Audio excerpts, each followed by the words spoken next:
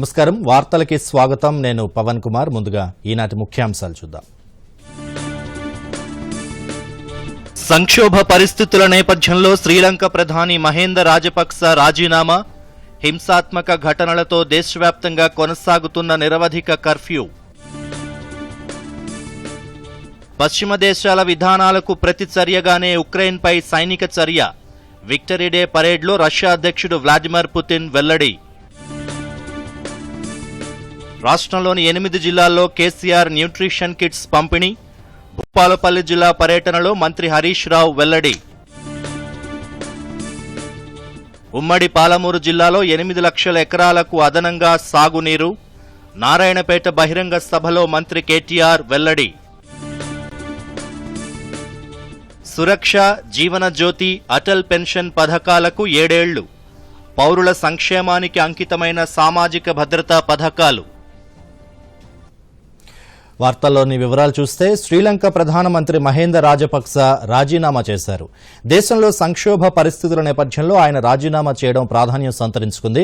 అంతకుముందే దేశవ్యాప్తంగా కర్ఫ్యూ ప్రకటించారు. రాజధానిలో సైన్యాన్ని రంగంలోకి దించారు. శ్రీలంకలో రోజురోజుకు పరిస్థితులు హింసాత్మకంగా మారుతున్నాయి. కొలంబోలో జరిగిన హింసాత్మక ఘటనలో దాదాపు 23 మంది గాయపడ్డారని అధికారులు తెలిపారు. తదుపరి ఉత్తర్వులు వచ్చే వరకు కర్ఫ్యూ అమల్లోనే ఉంటుందని ప్రభుత్వ వర్గాలు తెలిపాయి. తీవ్ర ఆర్థిక సంక్షోభంతో కొట్టుమిట్టాడుతోన్న దేశంలో పరిష్కార చర్యలు చేపట్టడంలో ప్రభుత్వం విఫలమైందంటూ పెద్ద ఎత్తున నిరసనలు వెల్లువెత్తుతున్నాయి. శ్రీలంక అధ్యక్షుడు గోటబాయ రాజపక్స అధికార నేతలు రాజీనామా చేయాలని కొంతకాలంగా నిరసనకారులు డిమాండ్ చేస్తున్నారు.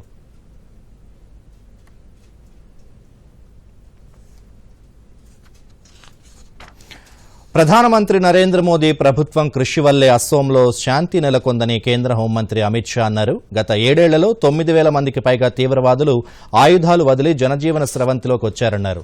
అస్సోంలోని బోడోలాండ్ టెరిటోరియల్ రీజియన్లో తముల్పూర్లో బీఎస్ఎఫ్ సెంట్రల్ స్టోర్ వర్క్షాప్ కు కేంద్ర మంత్రి శంకుస్థాపన చేశారు. ఖాదీ విలేజ్ ఇండస్ట్రీస్ ఉత్పత్తులను ప్రారంభించారు. ఈ సందర్భంగా ఏర్పాటు చేసిన సమావేశంలో అమిత్ షా ప్రసంగించారు. బోడోలాండ్ ప్రాంతంలో శాంతిని నెలకొల్పడంలో బోడో ఒప్పందంపై సంతకం మరో మైలురాయని అన్నారు. ఒప్పందంలో 90% క్లాజులను కేంద్రం అస్సోం ప్రభుత్వం నెరవేర్చాయని చెప్పారు. బోడోలాండ్ ప్రాంతాల సమగ్ర అభివృద్ధికి ప్రభుత్వం కట్టుబడిందన్నారు. తమల్పూర్లో సెంట్రల్ స్టోర్ను నిర్మించడం వల్ల ఈ ప్రాంతానికి ప్రయోజనం చేకూరుతుందని వివరించారు. ఈ ప్రాంతంలో మోహరించిన కేంద్ర సాయుధ పోలీసు బలగాలకు ప్రయోజనం చేకూరుతుందని చెప్పారు. ఈ ప్రాంతంలో ఉపాధి కల్పన కూడా జరుగుతోందన్నారు. మరోవైపు ఖాదీ విలేజ్ ఇండస్ట్రీస్ తమ ఉత్పత్తుల విక్రయాల్లో దేశంలో 1,00,000 కోట్ల రూపాయలకు పైగా టర్నోవర్ నమోదు చేస్తుందని పేర్కొన్నారు అమిత్ షా. ప్రధాని నరేంద్ర మోదీ చొరవతో ఖాదీ ఉత్పత్తుల విక్రయాలు 250% పెరిగాయన్నారు.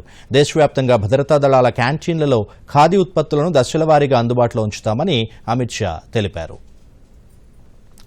ఉమ్మడి పాలమూరు జిల్లాలోని ప్రాజెక్టులకు చెరువుల అభివృద్ది కోసం ఇప్పటివరకు 28,000 కోట్లు ఖర్చు పెట్టామని మంత్రి కేటీఆర్ స్పష్టం చేశారు.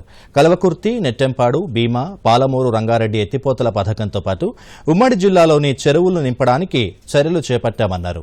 ప్రభుత్వం తీసుకున్న చర్యలతో 8 లక్షల ఎకరాలకు అదనంగా నీళ్లొచ్చాయని మంత్రి తెలియజేశారు. జిల్లాలో వివిధ అభివృద్ది సంక్షేమ పనులకు మంత్రి శంకుస్థాపనలు ప్రారంభోత్సవాలు జరిపారు. ఈ సందర్భంగా ఏర్పాటు చేసిన సభలో కేటీఆర్ మాట్లాడారు. నారాయణపేట జిల్లా కాంసాన్పల్లి గ్రామం పరిధిలోని 200 ఎకరాల ప్రభుత్వ భూముల్లో దీర్ఘకాలంగా సాగు చేసుకుంటున్న రైతులకు భూ యాజమాన్య హక్కు కల్పిస్తామని మంత్రి ప్రకటించారు. మరో 800 ఎకరాల్లో ఫుడ్ ప్రాసెసింగ్ జోన్ ఏర్పాటు చేసేందుకు చర్యలు తీసుకుంటున్నామన్నారు. కార్యక్రమంలో మంత్రి శ్రీనివాస్ గౌడ్ పార్లమెంట్ సభ్యులు మన్నె శ్రీనివాసరెడ్డి ఎమ్మెల్యే రాజేందర్ రెడ్డి తదితరులు పాల్గొన్నారు. నారాయణపేట పట్టణానికి ఆధునికరమైన మాస్టర్ ప్లాన్ రూపొందించి అందజేస్తామన్నారు. ఒక మానవ వ్యర్థాల శుద్ధీకరణ ప్లాంట్ను కూడా ఏర్పాటు చేస్తున్నామని కేటీఆర్ తెలిపారు. గిరిజన సోదరుల కోసం సేవాలాల్ భవన్ ను మంజూరు చేయిస్తానని కేటీఆర్ హామీ ఇచ్చారు. అతి త్వరలో రాబోయే నెల రోజుల లోపల ప్రతిరోజు నారాయణపేటలో ప్రతి ఇంటికి నీళ్లిచ్చే బాధ్యత ఈ ప్రభుత్వానిది, కేసీఆర్ గారి నాయకత్వాన్ని మాట కూడా ఈ సందర్భంగా నేను విజ్ఞప్తి చేస్తా ఉన్నా. దాంతో పాటు 1,68,00,000 రూపాయలతో పట్టణంలో ఒక 33/11 kV సబ్స్టేషన్ ని ప్రారంభించుకున్నాం. దాంతో పాటు ఒక నాన్ వెజ్ మార్కెట్ ను కూడా దాదాపు 1,35,00,000 రూపాయలతో దాన్ని కూడా ప్రారంభించుకున్నాం.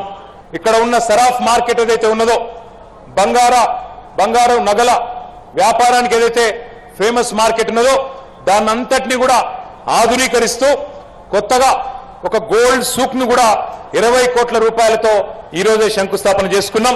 రాబోయే సంవత్సరం లోపల దాన్ని కూడా పూర్తి చేసి ఇక్కడే ఉన్న మా బంగారం వ్యాపారం చేసుకునే సోదరులకి, వాళ్ళ మీద ఆధారపడిన కార్మికులకి రాష్ట్రంలో దేశంలో ఎక్కడా లేని విధంగా ఈ గోల్డ్ సూక్ ని మీకు అందిస్తామని చెప్పి కూడా నేను మీకు విజ్ఞప్తి చేస్తా ఉన్నా. జిల్లా గ్రంథాలయం ఈరోజు శంకుస్థాపన చేసుకున్నాం.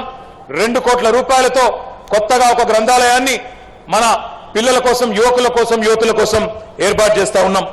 దాంతో పాటు ఒక మినీ స్టేడియం 6,65,00,000 రూపాయలతో శంకుస్థాపన చేసుకున్నాం. గౌరవనీయులు మీ ఎమ్మెల్యే గారు కోరినారు, మరొక 4 కోట్ల రూపాయలు ఇస్తే దాన్ని ఒక స్పోర్ట్స్ కాంప్లెక్స్ గా మారుస్తానన్నారు. ఆ 4 కోట్లు కూడా మంజూరు చేస్తున్నామని చెప్పి కూడా ఈ సందర్భంగా నేను మీకు తెలియజేస్తా ఉన్నా. కొత్తగా ఈ జిల్లా కేంద్రంలోని రజక సోదరుల కోసం ఆధునికమైన మెకనైజ్డ్ ధోబీఘాట్ ఉండాలి అని గౌరవ ముఖ్యమంత్రి గారు ఏదైతే ఆదేశం ఇచ్చినారో దానికి అనుగుణంగా 1 కోటి రూపాయల పైచిలుకు ఖర్చుతో ఒక ఆధునికమైన లాండ్రోమాట్ మెకనైజ్డ్ ధోబీఘాట్ కూడా ఈరోజు శంకుస్థాపన చేసుకున్నాం. దాంతో పాటు చిన్నపిల్లల ఆసుపత్రి పక్కన మున్సిపల్ షాపింగ్ కాంప్లెక్స్ 1 కోటి రూపాయలతో దానికి కూడా ఈరోజు శంకుస్థాపన చేసుకున్నాం. నారాయణపేట మున్సిపాలిటీలో సీసీ రోడ్లు, డ్రైనేజీల కోసం ఒక 12 కోట్ల రూపాయలతో వాటికి కూడా ఈరోజు కొత్తగా శంకుస్థాపన చేసుకున్నాం. కొండారెడ్డిపల్లి చెరువుని మినీ ట్యాంక్ బండ్గా అభివృద్ధి చేయడానికి 4 కోట్ల రూపాయలతో ఈ రోజే శంకుస్థాపన చేసుకున్నాం. వచ్చే గణేష్ చతుర్థి కల్లా దాన్ని పూర్తి చేసి భక్తులకు అందజేస్తామని చెప్పి కూడా ఈ సందర్భంగా నేను తెలియజేస్తా ఉన్నాను. రాష్ట్రంలోని ప్రభుత్వ ఆసుపత్రులను అత్యద్భుతంగా తీర్చిదిద్దుతున్నామని వైద్య ఆరోగ్య శాఖ మంత్రి హరీష్ రావు అన్నారు. ప్రభుత్వాసుపత్రుల్లో కాన్పులను 70% తీసుకెళ్లడమే లక్ష్యంగా పనిచేస్తున్నామని తెలిపారు. భూపాలపల్లి జిల్లాలో నెల రోజుల్లో కేసీఆర్ న్యూట్రిషన్ కిట్లు ప్రారంభిస్తామని మంత్రి ప్రకటించారు. పట్టణంలో పలు అభివృద్ది కార్యక్రమాల్లో మంత్రి పాల్గొన్నారు. ప్రజలు ఏ ఇబ్బందులతో వచ్చినా వైద్యం అందించే విధంగా ప్రభుత్వ ఆసుపత్రులు ఉండాలన్నారు. పెద్ద ఆపరేషన్ల వల్ల గర్భిణీలు అనేక ఆరోగ్య సమస్యలు ఎదుర్కొంటున్నారని, ఆశా కార్యకర్తలు గ్రామాలకు వెళ్లి సాధారణ ప్రసవాలపై అవగాహన కల్పించాలని కోరారు. భూపాలపల్లి వైద్య కళాశాల ఈ విద్యా సంవత్సరం నుంచే ప్రారంభమయ్యే విధంగా చర్యలు చేపడుతున్నట్లు హరీష్ తెలిపారు. కిడ్నీ బాధితుల కోసం వారం రోజుల్లోనే డయాలసిస్ కేంద్రాన్ని ఏర్పాటు చేసినట్లు తెలియజేశారు. రక్తహీనత, ఇతరత్ర సమస్యలున్న వారి కోసం నెల రోజుల్లోనే కేసీఆర్ న్యూట్రిషన్ కిట్ పథకాన్ని భూపాలపల్లితో పాటుగా 8 జిల్లాల్లో తేనున్నట్లు హరీష్ రావు చెప్పారు. యాక్సిడెంట్లైనా, తలకు దెబ్బ తాకినా, కాల్లో చేతిలో దెబ్బలు తాకినా మరి స్కానింగ్ చేస్తే బయట 4,000 5,000 ఖర్చు అవుతుంది. మా భూపాలపల్లిలో అవకాశం లేదు.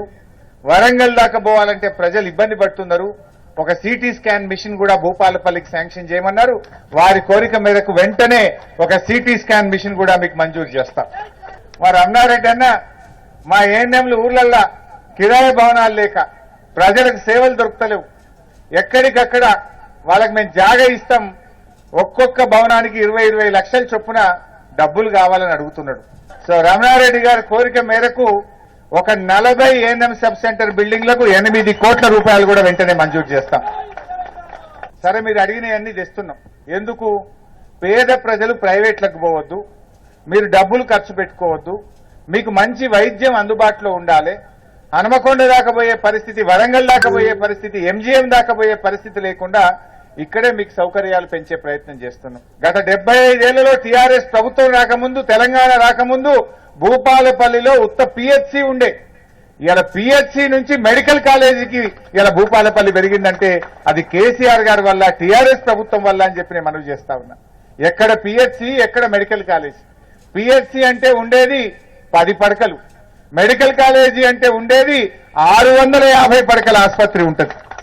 పిహెచ్సి అంటే ఉండేది 1 డాక్టరు, మెడికల్ కాలేజ్ అంటే 150 మంది డాక్టర్లు ఉంటారు. 1 డాక్టర్ నుంచి భూపాలపల్లి 150 డాక్టర్లు ఉండే స్థాయికి ఎదగబోతా ఉంది. 10 పడకల నుంచి 650 పడకలకు భూపాలపల్లి పెరగబోతా ఉంది. అంటే పేద ప్రజలకు మంచి వైద్యం అందుబాటులోకి రాబోతా ఉంది. ఈ మారుమూల ప్రాంతంలో ఎన్నో ప్రాణాలు కాపాడడానికి ఇవాళ ఈ మెడికల్ కాలేజ్ అనేది తప్పకుండా మనకు ఉపయోగపడుతుందని చెప్పి నేను మనవి చేస్తా ఉన్నా. సో మరి రాబోయే రోజుల్లో ఇంకా మనం వైద్యంలో బాగా చేద్దాం. బట్ నాకు చిన్న మనవి ఉన్నది. మా అక్క చెల్లెలు చాలా మంది కనబడుతున్నారు. ఈ మధ్య ఏమైతుందంటే కాన్పుకు పోతే అవసరం ఉన్నా లేకున్నా ఎక్కువ తక్కువ పెద్ద ఆపరేషన్లు చేస్తున్నారు, సి సెక్షన్లు చేస్తున్నారు. మరి గవర్నమెంట్లు ఎన్ని అవుతున్నాయి, ప్రైవేట్లు ఎన్ని అవుతున్నాయని చూసిన భూపాలపల్లిలో దాదాపు 12 ప్రైవేట్ దవాఖాన్లు ఉన్నాయి. ఈడ ఎన్నైనా ఈ ఏడాదిని లెక్క చూస్తే దాదాపు 650 ఏమో సి సెక్షన్లు అయినాయి, 30 మాత్రమే నార్మల్ డెలివరీ అయినాయి. ఇది ప్రైవేట్ సంగతి. ఎందుకు ఇంత అవుతున్నాయి? మరి మీరు ఆలోచించాలి, అది మనకు మంచిదా? మహిళలకు లాభం అవుతుందా? ఎందుకు ఈ పెద్ద ఆపరేషన్లు చేస్తున్నారు? రూపాయికి 90 పైసలు 95 పైసలు ఆపరేషన్లే చేస్తున్నారు. మరి వెనకట మీరు ఒక్కసారి ప్రభుత్వ ఉద్యోగాలు సాధించాలంటే ఉద్యోగార్థులు రాబోయే 6 నెలలు సోషల్ మీడియా, టీవీలకు దూరంగా ఉండాలని పురపాలక శాఖ మంత్రి కె తారక రామారావు సూచించారు. ఈ 6 నెలలు వారికెంతో కీలకమని, కష్టపడి చదివి కొలువు సాధించాలని ఆకాంక్షించారు. సుమారు 90,000 ఉద్యోగాలతో ముఖ్యమంత్రి కె చంద్రశేఖరరావు కొలువుల కుంభమేళా చేపట్టారని అన్నారు. ఈ అవకాశం సద్వినియోగం చేసుకోవాలని స్పష్టం చేశారు. ఈ మేరకు మహబూబ్ నగర్ పట్టణంలో శాంతా నారాయణ గౌడ్ ట్రస్ట్ ఆధ్వర్యంలో ఏర్పాటు చేసిన ఉచిత కోచింగ్ సెంటర్లో ఉద్యోగార్థులకు పోటీ పరీక్షల పుస్తకాలను మంత్రి శ్రీనివాస్ గౌడ్తో కలిసి కేటీఆర్ అందజేశారు. ఈ సందర్భంగా మంత్రి మాట్లాడారు. మహబూబ్ నగర్ పట్టణం వేగంగా అభివృద్ది చెందుతోందన్నారు.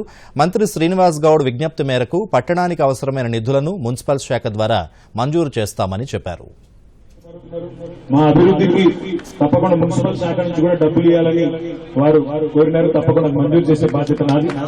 ఇంతో పాటు ఈ రోజు ముఖ్యంగా గౌరవనీయులు మన రాష్ట్ర ముఖ్యమంత్రి పెద్దలు కేసీఆర్ గారి నాయకత్వంలో మొన్ననే కొలువుల కుంభమేళా ఏదైతే శాసనసభలో 90,000 ఉద్యోగాలకి నోటిఫికేషన్ ఇవ్వడం జరుగుతూ ఉందో ఆ క్రమంలో ఈ రోజు మరి పిల్లలకి ఉచితంగా స్టడీ మెటీరియల్ అందించాలన్న ఆలోచన మంత్రి గారు ఏదైతే చేసినారో వారికి ఇక్కడున్న పిల్లలందరి తరఫున, ఇక్కడున్న ఉద్యోగార్హులందరి తరఫున వారికి హృదయపూర్వకంగా ఒకసారి గట్టిగా చప్పట్లతో అభినందన చెప్పాలని కోరుతూ, మరి ఈ పుస్తకాలు కేవలం ఇక్కడ మహబూబ్ నగర్ పట్టణంలోనే కాదు జిల్లాలోని మిగతా అన్ని ప్రాంతాల్లో కూడా ఇస్తున్నామని చెప్పి మంత్రి గారు చెప్పినారు. చాలా సంతోషం. ముఖ్యంగా ఇక్కడున్న పిల్లలు మల్టీనేషనల్ కంపెనీలకు హైదరాబాద్ కేంద్రంగా ఉందని రాష్ట్ర ఐటీ పరిశ్రమల శాఖ మంత్రి కేటీఆర్ అన్నారు. గ్రిడ్ డైనమిక్స్ సంస్థ సీఈఓ లివ్ చిట్స్తో కేటీఆర్ సమావేశమయ్యారు. గ్రిడ్ డైనమిక్స్ భారత్లో మొదటి యూనిట్ను హైదరాబాద్లో ఏర్పాటు చేయనున్నట్లు కేటీఆర్ చెప్పారు. దీని ద్వారా హైదరాబాద్లో 1000 మందికి ఉపాధి లభించేందుకు అవకాశం ఉందన్నారు. ఇప్పటికే అనేక అంతర్జాతీయ సంస్థలు తెలంగాణలో పెట్టుబడులు పెట్టి వేలాది మందికి ఉపాధి కల్పిస్తున్నాయని వివరించారు. మరిన్ని అంతర్జాతీయ సంస్థలు హైదరాబాద్లో పెట్టుబడులు పెట్టడానికి ఆసక్తి కనబరుస్తున్నాయన్నారు. తెలంగాణ ప్రభుత్వం అమలు జరుపుతోన్న పారిశ్రామిక విధానం జాతీయ, అంతర్జాతీయ సంస్థలను ఆకట్టుకుంటోందని తెలిపారు. పారిశ్రామిక అనుకూల వాతావరణం కల్పించడంలో ప్రభుత్వం నిరంతరం కృషి చేస్తోందన్నారు. ప్రభుత్వ పాఠశాలలను పూర్తి స్థాయిలో అభివృద్ది చేసి విద్యార్థులకు ఆహ్లాదకరమైన వాతావరణం కల్పించే లక్ష్యంతో మన బస్తీ మనబడి కార్యక్రమానికి ముఖ్యమంత్రి చంద్రశేఖరరావు శ్రీకారం చుట్టారని పశుసంవర్ధక, మత్స్య, పాడి పరిశ్రమల అభివృద్ది శాఖల మంత్రి తలసాని శ్రీనివాస్ యాదవ్ అన్నారు. ఆయన ఈరోజు ఖైరతాబాద్లోని రాజ్భవన్ పాఠశాలలో మన బస్తీ మనబడి కార్యక్రమంలో భాగంగా అభివృద్ది పనులను ప్రారంభించారు. ఈ సందర్భంగా ఆయన మాట్లాడుతూ ప్రభుత్వం విద్యారంగం అభివృద్దిపై ప్రత్యేక దృష్టి పెట్టిందని తెలిపారు. అందులో భాగంగా మన బస్తీ మనబడి కింద రాష్ట్రంలో 26,065 పాఠశాలల అభివృద్దికి 7,259 కోట్ల రూపాయలు కేటాయించడం జరిగిందన్నారు. మొదటి విడతలో 9,123 పాఠశాలల అభివృద్ది పనులను చేపట్టడం కోసం ప్రభుత్వం 3,497 కోట్ల రూపాయలను మంజూరు చేసిందన్నారు. హైదరాబాద్ జిల్లాలోని 15 నియోజకవర్గాల పరిధిలో 690 పాఠశాలలుండగా మొదటి విడతలో 239 పాఠశాలలను ఎంపిక చేయడం జరిగిందన్నారు. 3 విడతల్లో అన్ని పాఠశాలలను ఈ కార్యక్రమం కింద పూర్తి స్థాయిలో అభివృద్ది చేయడం జరుగుతుందని తలసాని శ్రీనివాస్ యాదవ్ చెప్పారు. ఒక మంచి అట్మాస్ఫియర్ ఉన్నప్పుడు చదువుకోవడానికి కూడా కాన్సన్ట్రేషన్ పెద్ద ఎత్తున ఉంటుంది.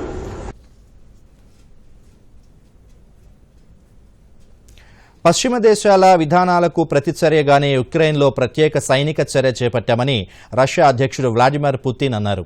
నియోనాజీలతో పొంచి ఉన్న ముప్పు నుంచి మాతృభూమిని రక్షించుకోవడం కోసమే ఉక్రెయిన్లో రష్యా సేనలు పోరాడుతున్నాయని తెలిపారు.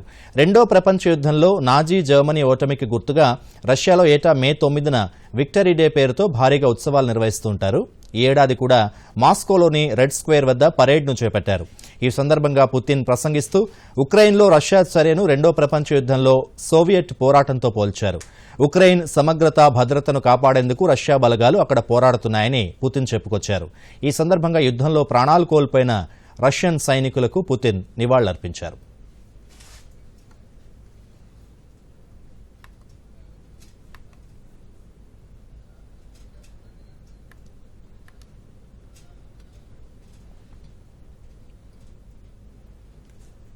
ప్రధానమంత్రి సురక్ష బీమా యోజన, ప్రధానమంత్రి జీవన జ్యోతి బీమా యోజన, అటల్ పెన్షన్ యోజన సామాజిక భద్రతా పథకాలు నేటికి 7 ఏళ్లు పూర్తి చేసుకున్నాయి. కేంద్ర ప్రభుత్వం 7 ఏళ్ల క్రితం ఎంతో దూరదృష్టితో ఈ 3 పథకాలను ప్రకటించింది. ప్రజలకు సరసమైన బీమా భద్రతను అందించడంలో ఈ పథకాలు విజయవంతమయ్యాయి. ఈ 3 సామాజిక భద్రతా పథకాలు పౌరుల సంక్షేమానికి అంకితం చేశారు. ఊహించని ప్రమాదాలు లేదా నష్టాలు, ఆర్థిక అనిశ్చితి నుండి మానవ జీవితాన్ని రక్షించాల్సిన అవసరాన్ని గుర్తించి కేంద్ర ప్రభుత్వం ఈ 3 పథకాలను అత్యంత ప్రతిష్టాత్మకంగా అమలు జరుపుతోంది. దేశంలోని అసంఘటిత వర్గాల ప్రజలు ఆర్థికంగా సురక్షితంగా ఉండేలా చూసేందుకు ప్రభుత్వం 2 బీమా పథకాలను ప్రారంభించింది. ప్రధానమంత్రి జీవన్ జ్యోతి బీమా యోజన, ప్రధానమంత్రి సురక్ష బీమా యోజన వృద్ధాప్యంలో అత్యవసరాలను కవర్ చేయడానికి అటల్ పెన్షన్ యోజనను ప్రవేశపెట్టింది.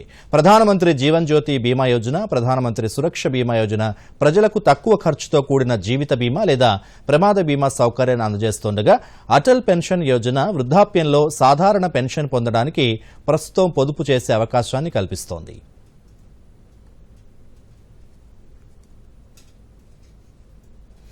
ఆరోగ్య సంరక్షణలో నివారణ చర్యలు, ఆధునిక వైద్య సదుపాయాల మధ్య సమన్వయంతో ప్రభుత్వం ఆరోగ్య రంగంలో సమగ్రంగా పనిచేస్తోందని కేంద్ర ఆరోగ్య మంత్రి డాక్టర్ మన్సుఖ్ మాండవీయ అన్నారు. పేదల వైద్యం ఖర్చు తగ్గించడంతో పాటు వైద్యుల సంఖ్యను వేగంగా పెంచేందుకు కృషి చేస్తున్నామన్నారు. ఢిల్లీలోని లేడీ హార్డింజ్ మెడికల్ కాలేజ్, అనుబంధ ఆసుపత్రుల్లో ఓపీడీ, ఐపీడీ బ్లాకుల ప్రారంభోత్సవ కార్యక్రమంలో కేంద్ర మంత్రి మాట్లాడారు. దేశమంతటా ఆజాదీ కా అమృత్ మహోత్సవ్ జరుపుకుంటున్నామని, దేశానికి స్వాతంత్ర్యం వచ్చి 100 ఏళ్లు పూర్తయ్యే నాటికి ఆరోగ్య మౌలిక సదుపాయాలు ఎలా ఉండాలనే ఆలోచనతో పనిచేయాల్సి ఉందన్నారు. కేంద్ర ప్రభుత్వ పథకాల అమల్లో రాష్ట్ర ప్రభుత్వాలు చాలా కీలక పాత్ర పోషిస్తాయన్నారు. ఆరోగ్య సదుపాయాలను అందుబాటులోకి తీసుకురావడం, అందుబాటు ధరలో రోగులకు అనుకూలమైందిగా చేయడం చాలా ముఖ్యమని మంత్రి పేర్కొన్నారు. ఈ సందర్భంగా కేంద్ర మంత్రి డాక్టర్ భారతీ పవార్ మాట్లాడుతూ లేడీ హార్డింజ్ మెడికల్ కాలేజీకి శతాబ్దానికి పైగా సుదీర్ఘ చరిత్ర ఉందని, కాలంతో పాటు ఎంతో పురోగమిస్తోందన్నారు. सभी स्टेट अपनी अपनी ओर से कोई ना कोई बेस्ट प्रैक्टिस कर रहा है. कैसी बेस्ट प्रैक्टिस कर रहा है, उसको यूनिवर्सल इंप्लीमेंटेशन कैसे किया जाए, उसके ऊपर बहुत गहराई से चिंतन किया गया. उसके आधार पर 25 साल का एक हेल्थ सेक्टर का रोड मैप बनेगा.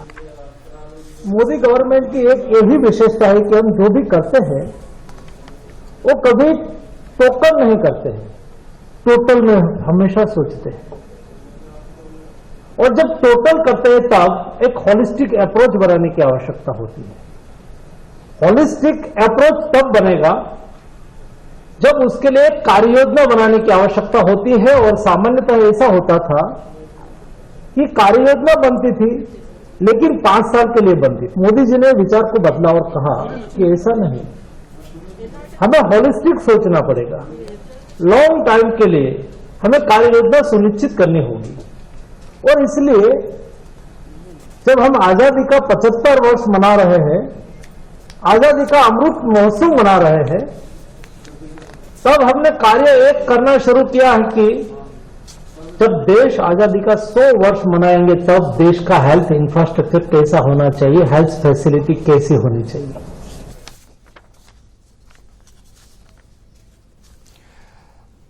రాష్ట్ర వ్యాప్తంగా ప్రజలు టీఆర్ఎస్ పాలన పట్ల విసిగిపోయారని, వారంతా మార్పును కోరుకుంటున్నారని బీజేపీ రాష్ట్ర అధ్యక్షుడు బండి సంజయ్ అన్నారు. ఆయన చేపట్టిన ప్రజా సంగ్రామ పాదయాత్ర జడ్చర్ల నియోజకవర్గంలో కొనసాగుతోంది. ఈ సందర్భంగా పలు ప్రాంతాల్లో ప్రజలను ఉద్దేశించి మాట్లాడారు.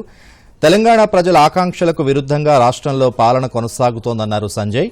అన్ని రంగాల్లో కేసీఆర్ ప్రభుత్వం విఫలమైందన్నారు. కేంద్రం ఇచ్చే నిధులతోనే సంక్షేమ కార్యక్రమాలు నెట్టుకొస్తున్నారని చెప్పారు.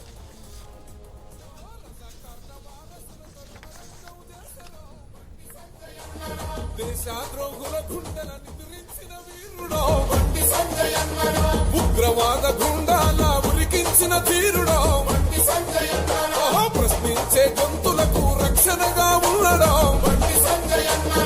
ఉద్యమకారుల గుండె చప్పుడయ్యేనాడురా. సుప్రీంకోర్టులో 2 న్యాయమూర్తులు ప్రమాణ స్వీకారం చేశారు. వారి చేత supreme court chief justice NV Ramana ప్రమాణం చేయించారు. గౌహాటీ హైకోర్టు ప్రధాన న్యాయమూర్తి జస్టిస్ సుధాంశు ధూలియా, గుజరాత్ హైకోర్టు న్యాయమూర్తి జస్టిస్ జేబీ పర్దివాలా చేత భారత న్యాయమూర్తి ప్రమాణం చేయించారు. వీరిద్దరి చేరికతో సుప్రీంకోర్టు మొత్తం జడ్జీల సంఖ్య 34కి చేరింది. సుప్రీంకోర్టులో ఎలాంటి ఖాళీలు లేకుండా పూర్తి స్థాయిలో అనుమతించిన మేరకు న్యాయమూర్తులుంటారు. పూర్తి స్థాయిలో అనుమతించిన మేరకు న్యాయమూర్తులు సుప్రీంకోర్టులో విధులు నిర్వర్తిస్తుండడం 30 నెలల తర్వాత ఇదే తొలిసారి. గతంలో 2019 నవంబర్లో సుప్రీంకోర్టులో ఇలా పూర్తి స్థాయిలో జడ్జీలున్నారు.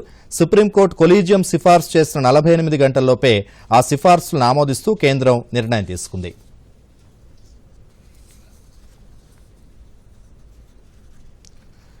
ప్రసార Bharati English news channel DD India ఇటీవల యూట్యూబ్లో 2 లక్షల మంది సభ్యుల్ని దాటింది. టీవీ రీచ్ పరంగా డీడీ ఇండియా దేశంలోనే number 1 English news channel.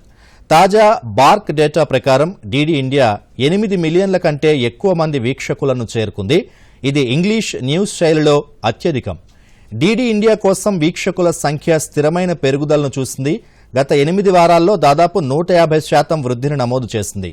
DD India కాకుండా దేశవ్యాప్తంగా ప్రసార భారతి డిజిటల్ ప్లాట్ఫామ్లు ఇప్పటికే మిలియన్ క్లబ్లో ఉన్న అనేక యూట్యూబ్ ఛానళ్లతో కలిసి అద్భుతమైన వృద్ధి కథనాన్ని వ్రాస్తున్నాయి.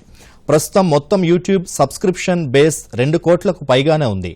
ప్రసార భారతి 190 యూట్యూబ్ ఛానల్స్లో ప్రాంతీయ ఛానళ్లు, ముఖ్యంగా దక్షిణాది ఈశాన్య ప్రాంతాల ఛానల్స్ అత్యంత ప్రధానమైనగా బార్క్ పేర్కొంది.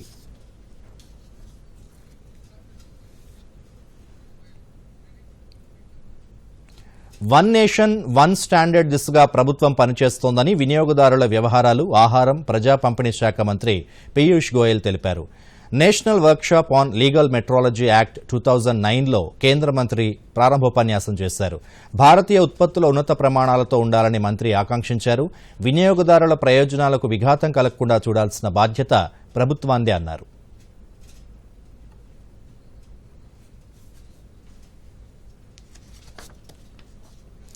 బంగాళాఖాతంలో ఏర్పడిన అస్సనీ తుఫాన్ మరో 2 రోజుల్లో బలహీనపడే అవకాశం ఉందని వాతావరణ శాఖ తెలియజేసింది. ప్రస్తుతం తుఫాను గంటకు 25 కిలోమీటర్ల వేగంతో కోస్తాంధ్ర, ఒడిషా వైపు కదులుతోందని పేర్కొంది. తుఫాను కారణంగా గంటకు 120 కిలోమీటర్ల వేగంతో పెనుగాలులు వస్తాయని, వర్షాలు కురిసే అవకాశం ఉందని వాతావరణ శాఖ తెలియజేసింది. గత 6 గంటల్లో తుఫాను పశ్చిమ వాయువ్య దిశగా పయనించిందని భారత వాతావరణ శాఖ సీనియర్ శాస్త్రవేత్త ఉమాశంకర్ దాస్ తెలిపారు. తుఫాను ఒడిషాలోని పూరీకి దక్షిణ ఆగ్నేయంగా 680 కిలోమీటర్లు, విశాఖపట్నానికి 580 కిలోమీటర్ల దూరంలో ఉందని పేర్కొన్నారు.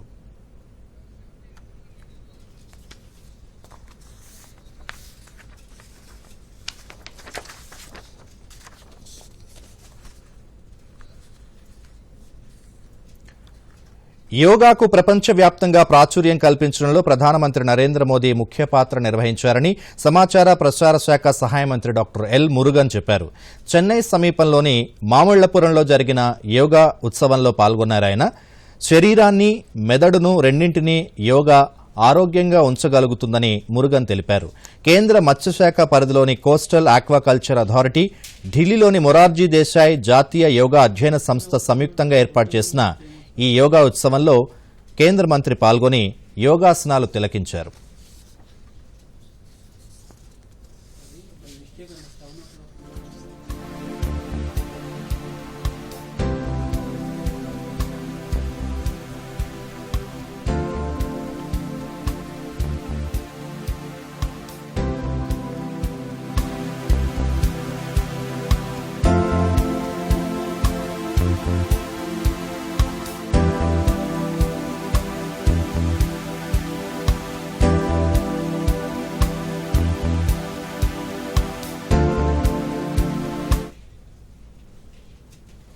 కాళేశ్వరం పంప్ హౌస్ పనులను వేగవంతం చేయాలని ముఖ్యమంత్రి ప్రత్యేక కార్యదర్శి Smita Sabharwal, irrigation special chief secretary Rajat Kumar ఆదేశించారు.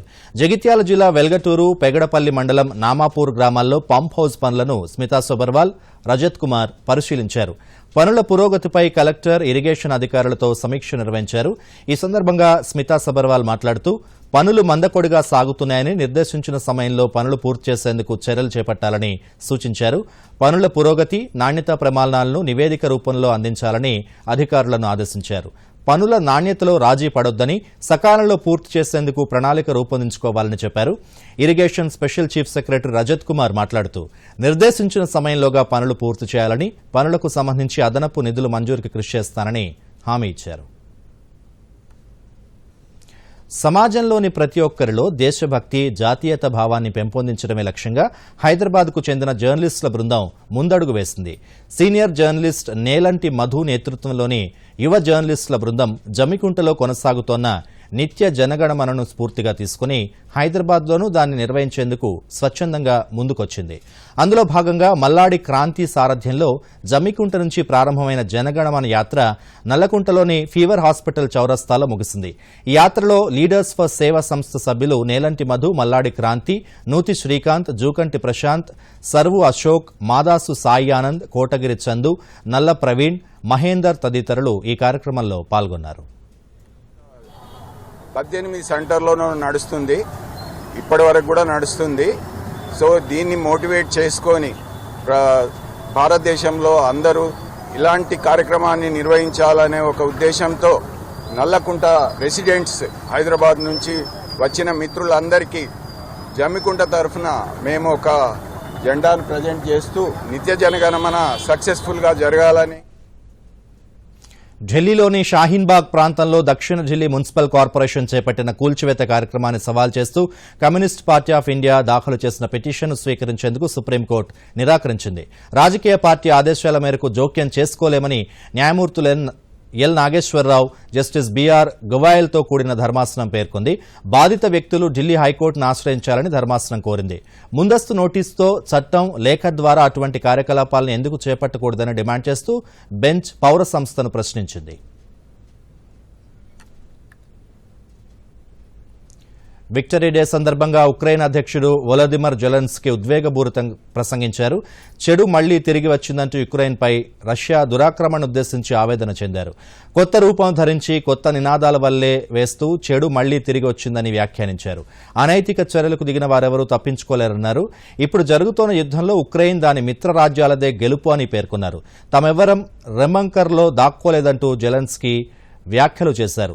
జర్మనీ నియంత, నాజీ నేత అడాల్ఫ్ హిట్లర్ తన చివరి రోజుల్లో రాజధాని నగరం బెర్లిన్లోని బంకర్లో దాక్కున్నారని, మిత్రరాజ్యాలు గెలుపు వైపు వెళ్తుండగా యుద్దం ముగింపు సమయంలో ఆత్మహత్య చేసుకున్నారని జెలెన్స్కీ గుర్తు చేశారు.